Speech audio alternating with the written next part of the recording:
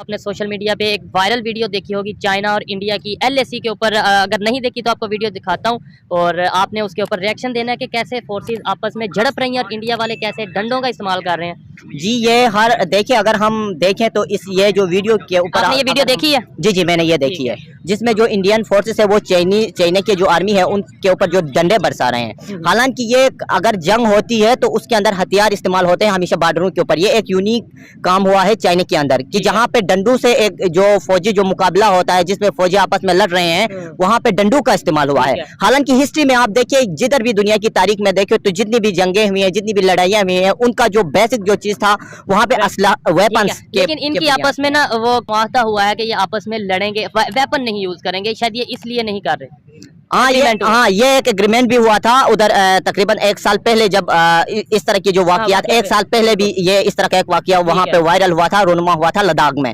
तो ये शायद ये मुआहदे की वजह से यहाँ पे जो असला इस्तेमाल नहीं हुआ है। लेकिन इसके ऊपर जो रिएक्शंस जो हम देखें तो यहाँ वहाँ पे तो जो चाइनीज दबे क्यों नजर आ रहे हैं? चाइनीज दबे मतलब डरे क्यों नजर आ रहे हैं? वो तो कहते हैं हम सुपर पावर हैं और हम भी उन्हें सुपर पावर, मतलब पाकिस्तान में भी ये कहा जाता है कि चाइना सुपर पावर है, इंडिया कुछ भी नहीं। तो फिर क्यों इंडिया के सामने वो डरे नजर आ रहे हैं? नहीं, ये देखो वो चाइनीज जो है ना, मतलब दूसरे कोई ऐसा दूसरा मैदान होगा जहाँ पे वो रिटेलिएट कर सकते हैं, जहाँ पे वो जवाब दे सकते हैं, तो इसलिए वहाँ पे वो दबे हुए हैं। लेकिन हालांकि अगर हम वो वीडियो को देखें तो वहाँ पे जो चाइनीज जो इंडियन फोर्सेस है वो डंडू की बरसात करते हैं उनके ऊपर, जो दूसरे फोर्सेस है चाइना की फोर्सेस है उनके ऊपर। तो इसी तरह वहाँ पे वो खामोशी अख्तियार की हुई है। लेकिन उसके बाद हो सकता है वो कर ले, लेकिन जो वीडियो वायरल है जो हम देख रहे हैं, क्योंकि ये जो इंडियन मीडिया ने ये वीडियो जो वायरल की है तो जहाँ पे उन्होंने वो चाइनीज का जो रिस्पांस था उसको नहीं दिखाया है। अच्छा, अगर हम तो फिर अच्छा चले मान लेते हैं, 1 मिनट के लिए मान लेते हैं, लेकिन मुझे इस लॉजिक की समझ नहीं लगी कि इंडियन मीडिया ने वीडियो वायरल की तो इसलिए उन्होंने वही क्लिप दिखाया, तो चाइनीज मीडिया दूसरा क्लिप दिखा दे। नहीं, चाइनीज देखो इतना वो चाइनीज नहीं दिखाता, क्योंकि वो तो आपको पता है सोशल मीडिया के ऊपर चाइनीज इतना ज्यादा वो नहीं करते।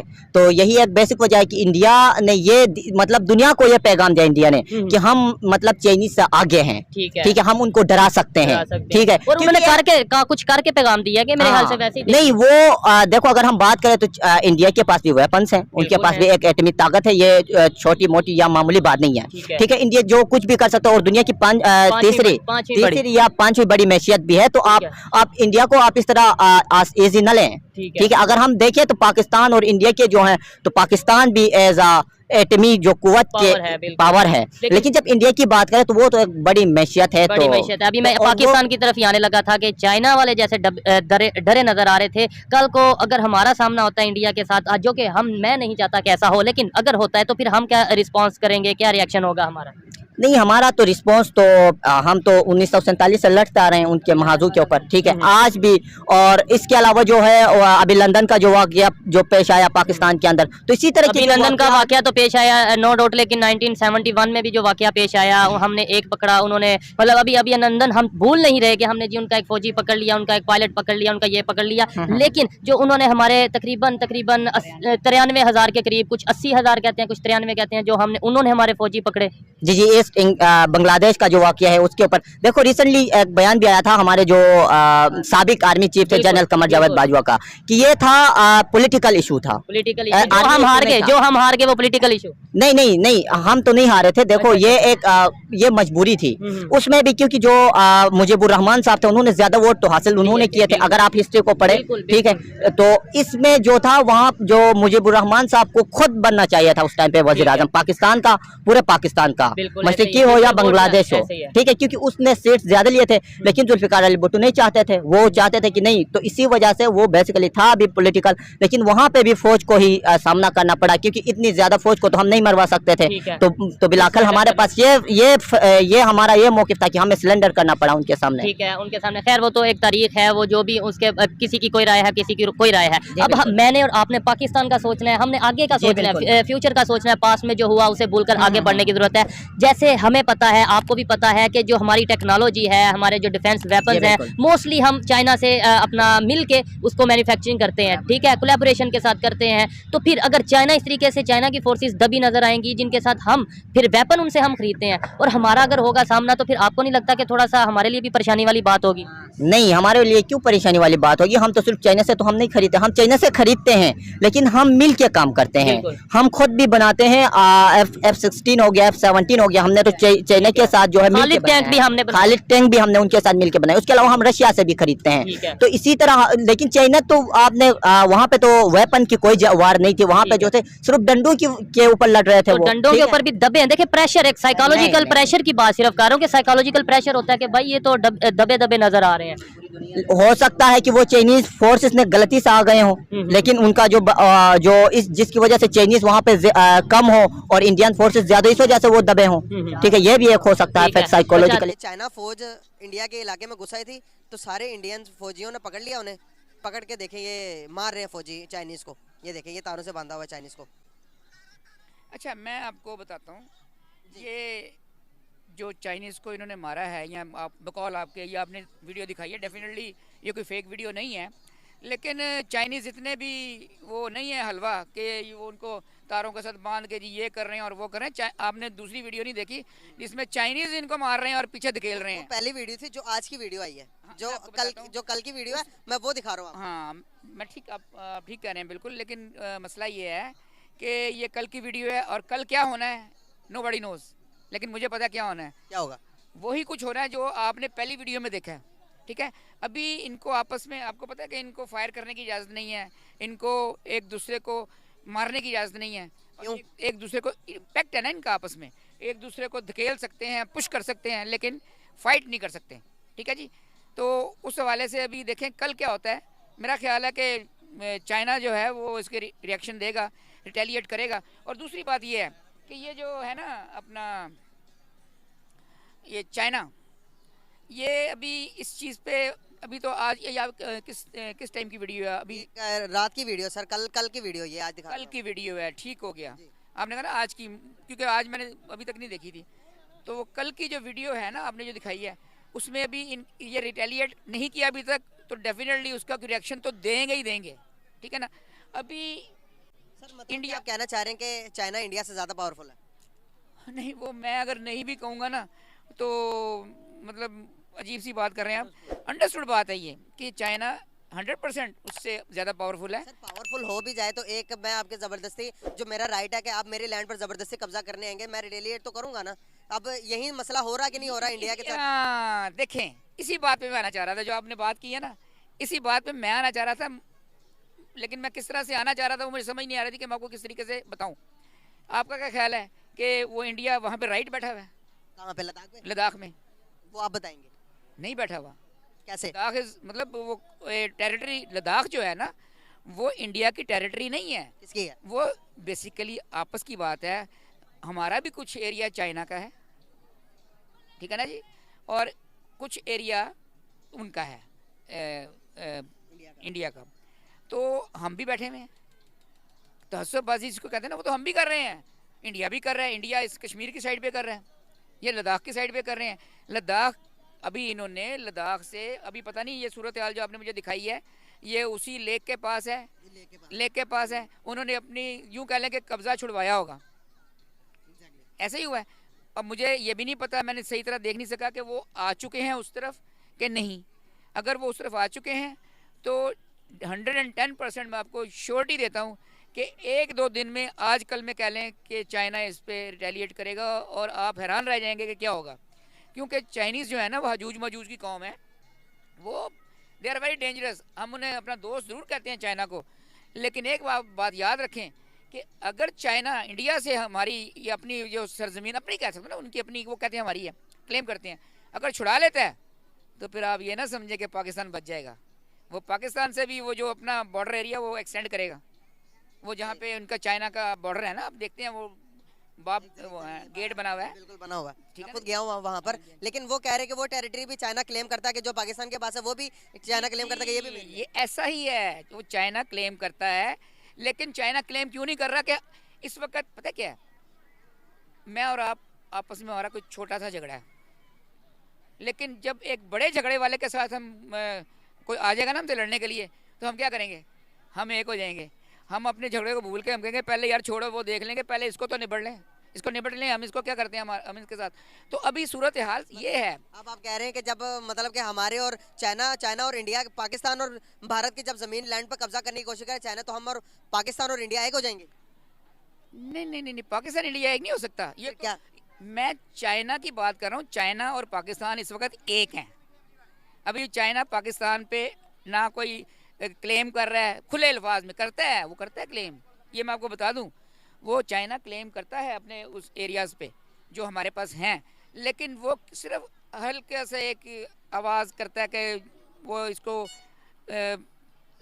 जोर ज़बरदस्ती से नहीं कर रहा अभी तक। मतलब सिर्फ बता रहा कि भाई ये जमीन मेरी है, ये आने वाले टाइम के अंदर मैं इस पे भी हक जता सकता हूं। ये भी नहीं कहता, वो ये भी नहीं कहता। वो कहता है मिल के हम वो वाला कब्जा इंडिया से हम लें, इंडिया से हम लें, वो ये कहता है। वो इंडिया से ले रहे हैं, उनको पता है कि कश्मीर में पाकिस्तान प्रॉब्लम में है। वो देखे ना, ये बड़े सियाने लोग हैं, वो इस चीज़ को समझते हैं कि इंडिया से इनका झगड़ा है। कश्मीर में हम इंडिया से झगड़ रहे हैं ना, वो लाइन ऑफ कंट्रोल जो है वो, तो अभी इनको ये पता है कि इंडिया से झगड़ा है इनका, लेकिन इनको ये अंदाज़ा है कि अगर हमने इनके साथ बिगाड़ी तो हम इस चीज़ को नहीं पा सकते। चाइना वाली, आपको लगता है कि लड़ाई झगड़े से अभी देखे ना खून खराबे तो हो रहे हैं बॉर्डर के ऊपर, दोनों तरफ से हो रहे हैं, वो इधर आने की कोशिश कर रही है, इधर जाने की कोशिश कर रही है, टेबल टॉकिंग से मसले हल नहीं हो सकते? नहीं, मैं नहीं समझता, क्योंकि ना चाइना ने पीछे हटना है इस चीज़ से, क्लेम के हवाले से, ना ही इंडिया ने पीछे हटना है। ठीक है, जैसा कि कश्मीर में हमारे साथ है, ठीक है ना, जबकि हमारे तो रेजोल्यूशन पास हो चुका है यूएन, यूनाइटेड नेशन में, आपको पता ही है सारा है, रायशुमारी ये लोग नहीं करा रहे। तो इंडिया, हम तो देखें, हम चाइना के साथ ज़रूर मिलके लड़ेंगे इनके साथ, लेकिन एक टाइम पता है क्या, हमें होशियार रहना चाहिए। अगर हम चाइना के साथ मिलके इनसे लड़ते हैं और जब ये सारा सिलसिला सेटल हो जाता है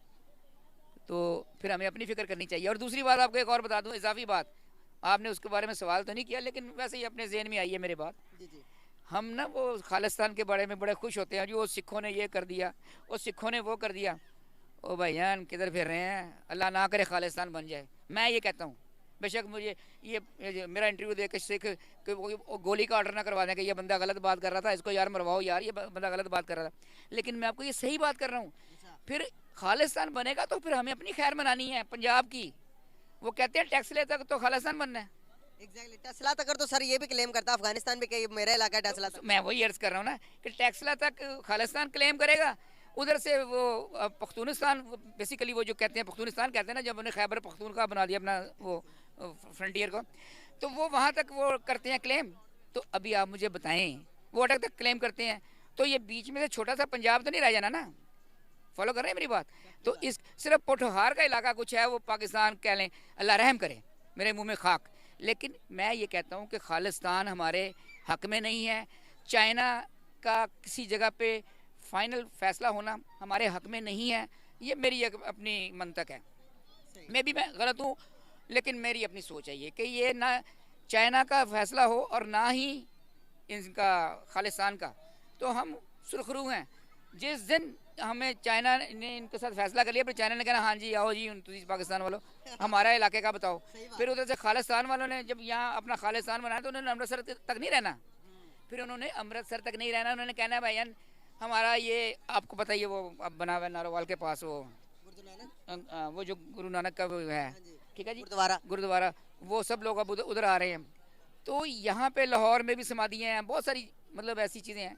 तो आप ये देखें कि ये वो क्लेम करते हैं तो शायद सही करते हैं। रंजीत सिंह ने बड़े अरसा हुकूमत की है, और हाँ जी, और जितना ऐसी कोई बात नहीं है, वो जो है ना मैं क्या आपको खालिस्तान के हवाले से बात कर रहा था, हम उस पर आते हैं कि खालिस्तान बनना हमारे मफाद में नहीं है, चाइना का इनके साथ फैसला होना हमारे मफाद में नहीं है, ठीक है।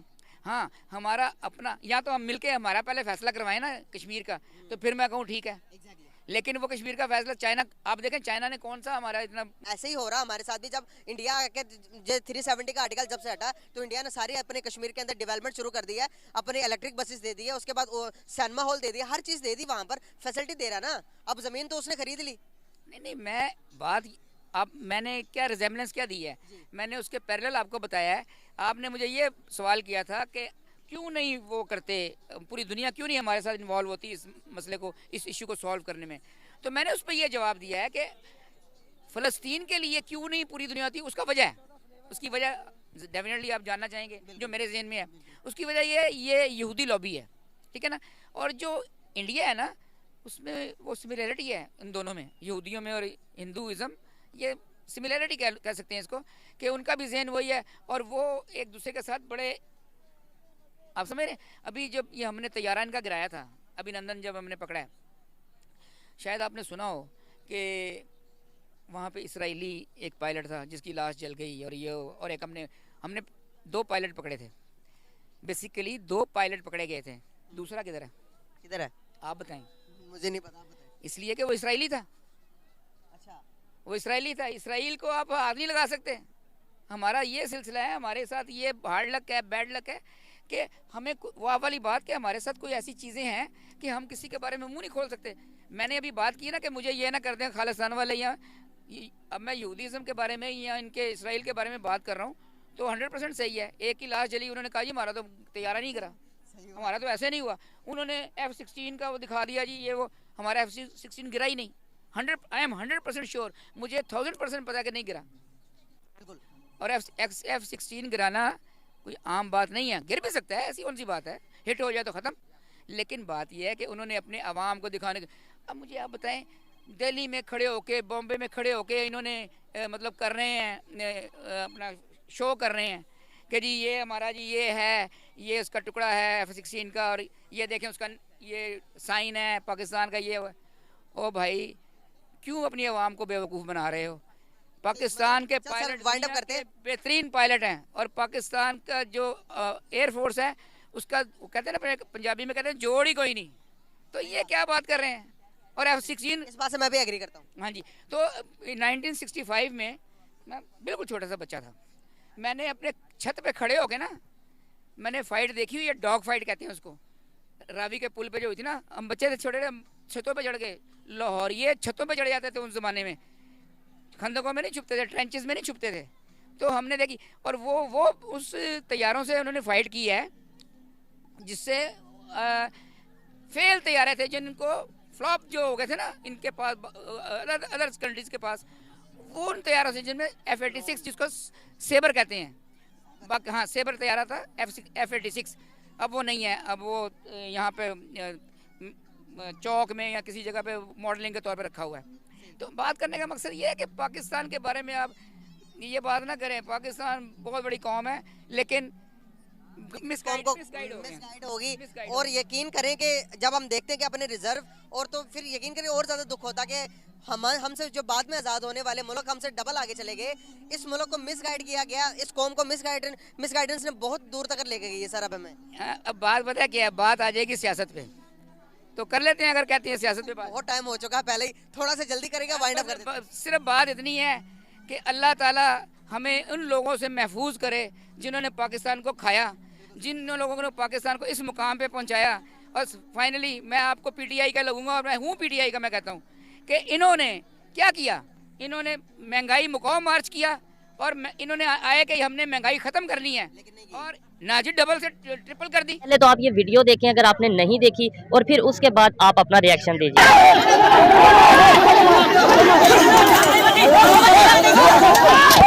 जी ये मैंने वीडियो पहले भी सुनी है, स्टिक वगैरह यूज कर रहे हैं वो आगे से। और बड़ी बात यह है कि इंडिया वाले 100 तकरीबन 50 से 100 के करीब हैं, और चाइना वाले तकरीबन 250-300 के करीब हैं। इस तरह इट्स नॉट पॉसिबल कि चाइनीज इस तरह दब जाए। मे बी कोई इस तरह का इंसिडेंट हुआ हो कि वो कोई उनकी बॉर्डर के पार क्रॉस किया हो, और वो बॉर्डर ही क्रॉस करने की ट्राई कर रहे थे चाइनीज फोर्सेस, जो देखने में आया या सुनने में आ रहा है। लेकिन यह है कि देखें आगे से जिस तरीके से उन्हें रिएक्शन मिला है, तो आपको नहीं लगता कि एक साइकोलॉजिकल विन है इंडिया की?